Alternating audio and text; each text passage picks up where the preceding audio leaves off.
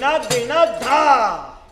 क्यों साले जीजा, तुम्हारे मुंजी सेठ को हरिद्वार जाना पड़ा? हाँ भाई टेकड़े, हमारे मुंजी सेठ को हरिद्वार जाना ही पड़ा। अरे भैया, इस दुनिया में किसी मर्द की अपनी लुगाई के आगे चली है ना? हमारे मुंजी सेठ के चलती। वो तो है। तो भैया हाथ में लिए लोटा डोर, हमारे मुंजी सेठ सीधे चल दिए हरिद्वार के गंगा घाट की ओर। और रास्ते में पड़ा एक भयानक जंगल।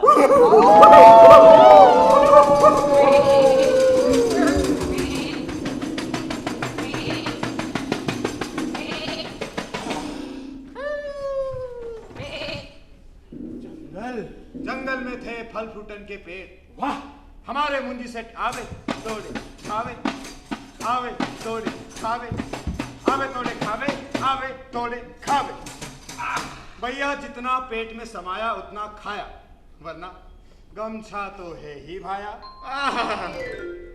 कितना सुहावना जंगल है, कौन कहता भयानक है? हमें तो लगता है हम यहीं सो जाएंगे, रात भी हो गई है, धर्मशाला का खर्चा ही बचेगा और क्या।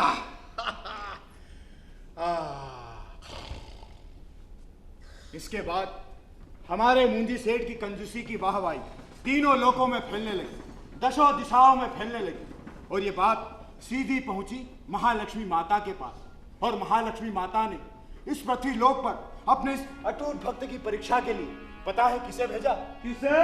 नारद मुनि को। नारायण नारायण नारायण नारायण नारायण, भजमन नारायण नारायण नारायण। ये यजमान धर्म भगवान भक्ति मुक्ति को अपनी कंजूसी के आगे कुछ नहीं समझता, कंजूसी को ही अपनी बहादुरी समझता। मियाँ बीवी की बहस हमने पूरी सुनी, तो चलो परख ले लेकर इसको अपनी तुनी। नारायण नारायण श्रीमन नारायण नारायण नारायण, भजमन नारायण नारायण नारायण। सुबह हो गई है, सूरज उगेगी। हाँ, क्या खुशबू आ रही है, क्या हवा चल रही है। सफर के हर दौर में तेरी खुशबू आती है। वाह वाह वाह वाह। सफर के हर दौर में तेरी खुशबू आती है। वाह वाह। ए बकरी, ये सड़क क्या हरिद्वार को जाती है? आनंदी आ गया। अरे देखो इन ढोर ढांगरों को, है घास फूस खा के जीवन यापन करते रहते हैं, पर ये आदम जात की धान और मांस खाने की बुरी लत पता नहीं कब छूटेगी। नहीं, पहले फसल उगाओ, काटो, छानो, बीनो, मिर्च मसाला झोंको। अरे रसोई के धुएं में न जाने कितना रुपया बर्बाद कर डालता है ये आदम जात कहीं का। और मैं तो कहूं कि इनकी लुगाइयां इनको हरिद्वार जाने की भी नहीं कहती हो। हाँ, हरिद्वार से एक बात याद आई कि सारे देवी देवता मंदिर मंदिर सब एक ही ठोर होते तो कितना अच्छा होता, पर नहीं। केदारनाथ, बद्रीनाथ, वैष्णो देवी, रामेश्वर, अरे इन सबको उठा के एक ही ठोर कर लिया जाए तो तीर्थ यात्राओं का कितना खर्चा बच जाए। मैं भी किन्हें समझा रहा हूं, आस्तिक को मैं अक्ल ही कहां होती।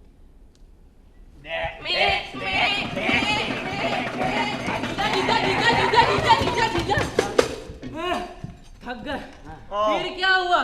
मेरे से क्या पूछता है, साला जी से पूछ। साला जी, आज फिर क्या हुआ?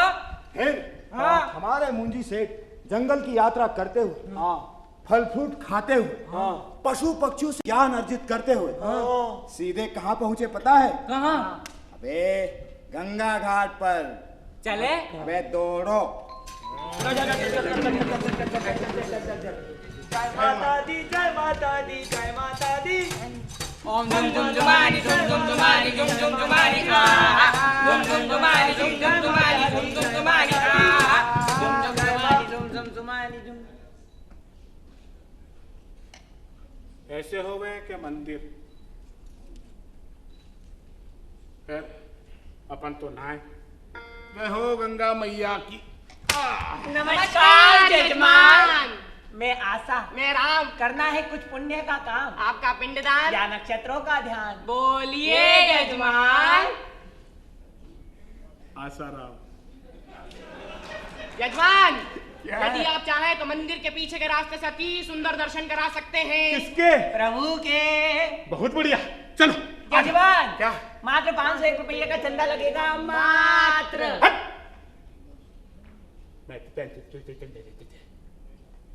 तुम्हारे नाम पर तो एक शायरी आ गई है, सुनाई देता हूं कि दिल्ली में दामिनी का दमन होते देखा है, कि दिल्ली में दामिनी का दमन होते देखा है, और हाल ही में आजादी को दफन होते देखा है, और कृष्ण की तरह पूजा था जिस धर्म गुरु को, उसी कृष्ण से आज चीर हरण होते देखा। मजार पर चढ़ती हैं चादरें हजार, मजार पर चढ़ रही हैं चादरें हजार, और बाहर एक बेजान लाश पड़ी है बेकार, सर्दी से ठिठुरती हुई। वो चादर उस पर चढ़ा दो, या तो साले मेरा ही पिंड दान कर रहे हैं। इससे बढ़िया तो मैं मुर्दा घाट पर नहा लूंगा। अरे यजमान,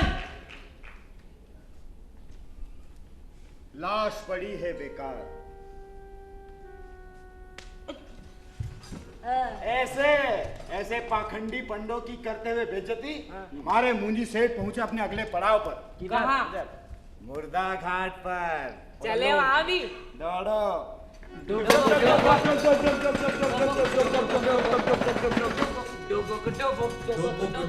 डुबकी लगाए देखो मुंजी, डुबुक डुबकी लगाए देखो मुंजी, कंजूसी धर्म वाको वाहियों की पूंजी, कंजूसी धर्म वाको वाहियों की पूंजी, डुबुक डुबुक कितनी शांति है यहाँ पे, कोई मचान नहीं। देखो गंगा मैया की, वहां भी तुम यहाँ भी तुम, यही नहा लेते हो और क्या। पानी के बहुत ही ठंडा है, इतना ठंडा है धोती की गांठ ही अकड़ गई। क्या करें, ऐसे ही नहा लेते हैं, साबुन का खर्चा ही बच जाएगा, रस्ते भर में कपड़ा सूख जाएगा। तो क्या बोलते हो, नहा ले? बोलो आओ।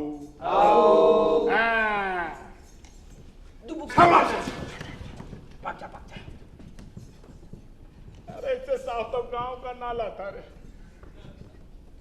क्या हाल हो रखा है गंगा मैया का। फिर भी नहा लेते हैं, न जाने कितनी जड़ी बूटियां मिली होगी इसके अंदर, छोटे मोटे रोग तो यूं ही दूर हो जाएंगे, नहीं वेदों का खर्चा बचेगा सो अलग। तो क्या बोलते हो, नहा ले? बोलो आओ।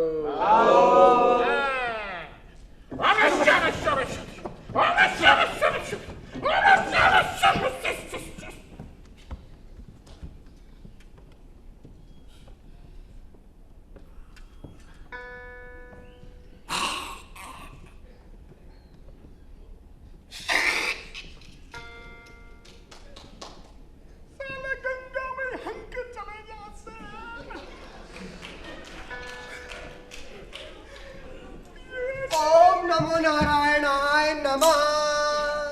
ये कौन आ गया?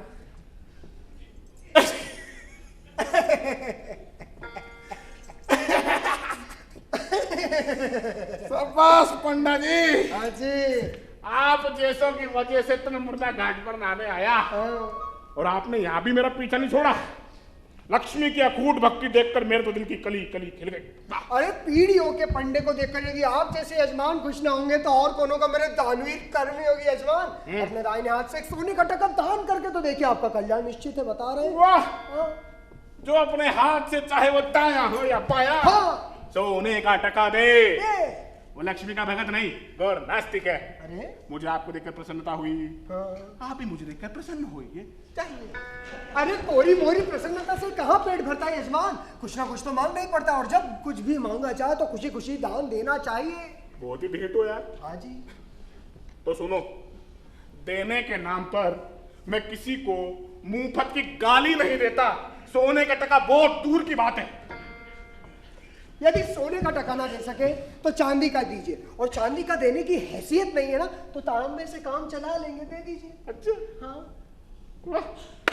शाबाश। जब तक मुंह में जबान है लबड़ धन्ने कितने हिलाए जाओ और मांगे जाओ हिलाए जाओ। कैसे कर लेते हो ये सब कुछ हैं? कर कैसे लेते हो? एक बात बताऊं तुम्हें, मुझे सारे तीर्थ धामों का एक ही सार दिखता है, तुम जैसे पंडों के द्वारा आम आदमियों की मेहनत की लूट खसोट। धर्म और भक्ति की निंदा करते तुझे लज्जा नहीं आती? करते ही नहीं हैं। तू जानता नहीं है हम कौन है? कौन है? एक सिद्ध पंडा है। महाराज मैं भी सिद्ध मूंजी हूं। मतलब डर के बिना तेरी एंटी ढीली नहीं होगी? तो रुक, ये पानी का परस पड़ते ही तू भस्म हो जाएगा। बोल, कुछ ना कुछ देता है कि नहीं?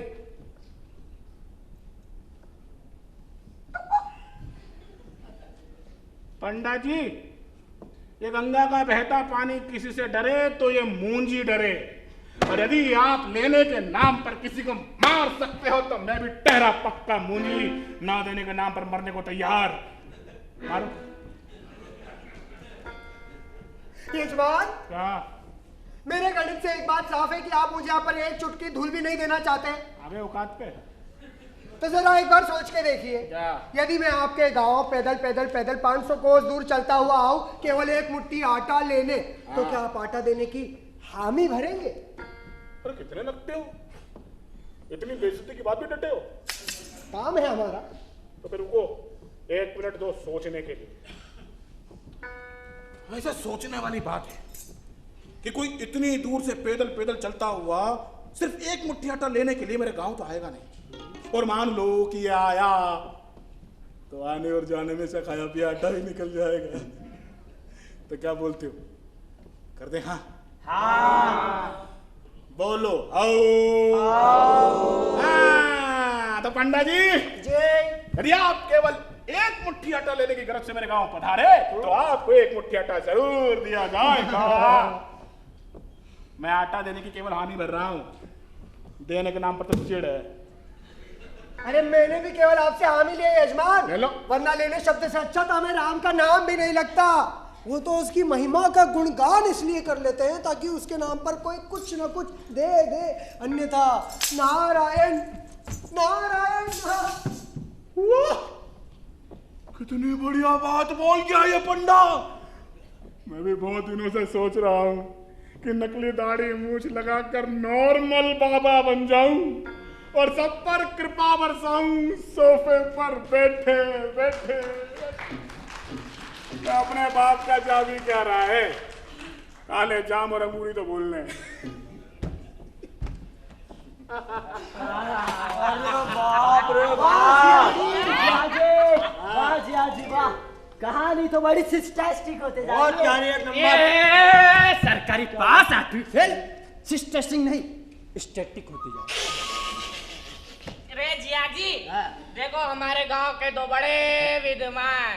अबे गधो, इंटरेस्टिंग होता है क्यों जिया जी? तो वही तो बोला।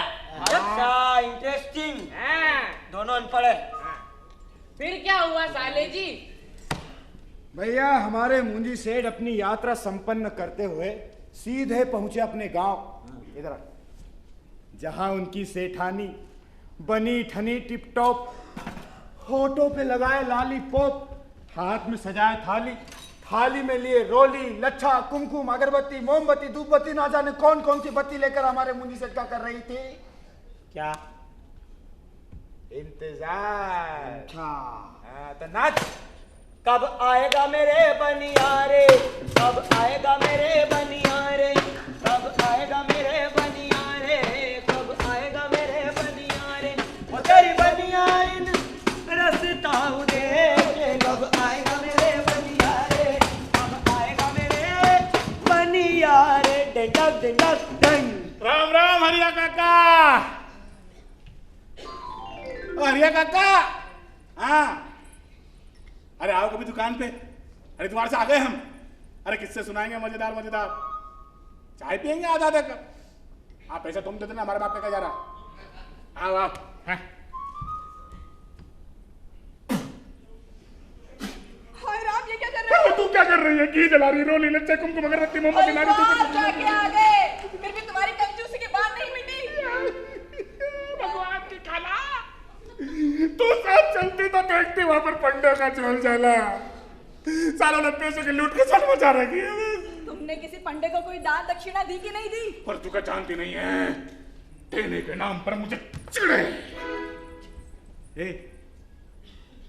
तेरे लिए, सिर्फ और सिर्फ तेरे लिए एक पंडे को एक मुट्ठी आटे की हामी भर के आया हूँ। हामी भर के आया हूँ? अरे कोई अकल का अंधा ही होगा जो 500 कोस दूर से एक मुट्ठी आटा लेने के लिए आएगा। अरे तभी तो की। हाँ, फिर हाँ करने में तुम्हारे बाप का क्या गया? बदतमीज, चल अंदर। मोहल्ले वालों को तमाशा दिखा रही है यहाँ पे खड़ी खड़ी। और हरिया, तू क्या देख रहा है? तेरे घर में नहीं होता क्या है? और याइन संभाल तेरे हरिया को, और बूढ़िया के घर में घुसा रहता है। तू तो आ बेटा, तेरा हिसाब किया मैंने। आज तू ओ गांव की बुआ, चल अंदर, चल अंदर। है? और ये हड़के को रोटी क्यों देती है? और ये टीवी तो बंद ही रखा कर तू। हम नहीं करेंगे, हमारी न्यूज आने वाली है। हाँ। आओ जा।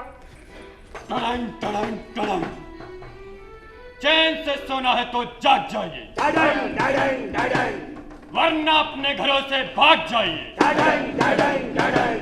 क्योंकि 5 दिनों में आ रहा है कौन? हरिद्वार का सिद्ध पंडा। पंडा पंडा पंडा। अरे टीवी और बीवी दोनों ही पनौती है।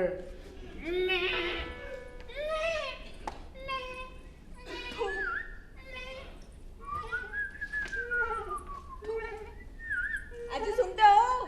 हाँ क्या है? ये बकरी को जरा चारा तो डाल दो। अरे हमारी बात हो गई उनसे, हरिद्वार से आने की खुशी में आज उनका उपवास है। गोसाई को दे के आऊंगा तेरे को हराम जादी। नारायण, क्या गाँव है वो। राम राम बहू रानी। राम राम राम राम। सेठ जी घर पर है तो सही। तूने बुलाई है? आप कौन? सेठ जी से कहिए कि हरिद्वार से पंडा जी आए, एक मुट्ठी आटा लेने। वो पंडा महाराज है क्या? एक मुट्ठी आटे के लिए 500 कोस दूर आ गए। हाँ। अरे महाराज, अरे मैं अभी उनको बुलाती हूँ। जाओ। अजी सुनते हो? अजी सुनते हो? क्या है? अरे वो आए हैं। कौन आए हैं? अरे वो हरिद्वार से सिद्ध पंडा महाराज आए हैं, एक मुट्ठी आटा लेने।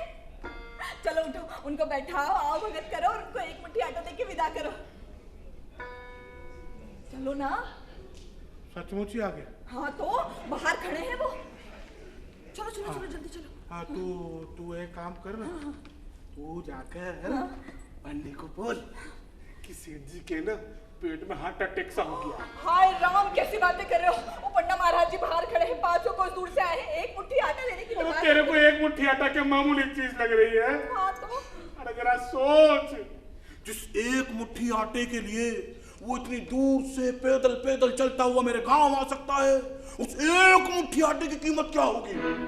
और वो एक मुट्ठी आटा मैं उसे घर में बैठे बैठे दे दूं? इतना बड़ा पागल नहीं हूं मैं, इतना बोला तक ले जा। चल नहीं, नहीं, देखो वो सिद्ध पंडा महाराज ने मुझे श्राप व्राप दे दिया तो गुस्से में आ गए, तो वो 500 कोस दूर से चल के आए। अरे मुझे लगा क्यों कर रही है तू? अकेले लग रही है। पंडा महाराज बाहर तीनों ने याद रखा तेरे पर भी रात को कर लेते बच कराओ रे किसी लोग क्या हो रहा है? क्या हुआ? क्या हुआ? क्या करके बोल दे सेठ जी का तो अक्कल क्या? बदन और क्या? सुनो, मैं अभी आती हूँ ना। जल्दी मरना मारने अरे पंडा महाराज, देखिए मैं आपसे क्षमा चाहती हूँ, आज हम आपको आटा नहीं दे सकते। क्यों? इनकी तबीयत बहुत ज्यादा खराब हो गई है। क्या हुआ सेठ जी को? इनके पेट में हार्ट अटैक हो गया है, बदन अकड़ गया है, बहुत कपकपा रहे हैं। आप अभी जाइए। अरे तो घबराने की कोई बात नहीं है, हमारे पास एक ऐसी दवाई है जिसकी एक चुटकी से सेठ जी अभी टनटनाट हो जाएंगे। अभी हम लेकर आएंगे। पंडा महाराज श्राप व्राप दे देंगे। पंडा महाराज जी अजय देखिए, साक्षात धन्वंतरी वैद्य भी आ गए ना, तुम अपना इलाज नहीं कराएंगे। अच्छा। हम आपसे विनती करते हैं, हम आपको कल आटा देंगे, पर आप अभी विनती करती हूँ मैं, आप अभी जाइए। चलिए आप इतना बोलते हैं तो ठीक है, लेकिन कल हम फिर आएंगे एक मुट्ठी आटा लेने। जी पंडा महाराज जी। नारायण नारायण। क्या हो गया, अब मैं क्या करूं? हाय राम, कहाँ चले गए, गायब हो गए, कहाँ गए? हाय राम, सुनो। कहीं भी थूक देती है, हमें लगा ठंडी पड़ी थी। राम, यानी तुम बिल्कुल ठीक हो? हाँ तो मैं वही कहता। कंजूसड़ा, उसे तो पंडा महाराज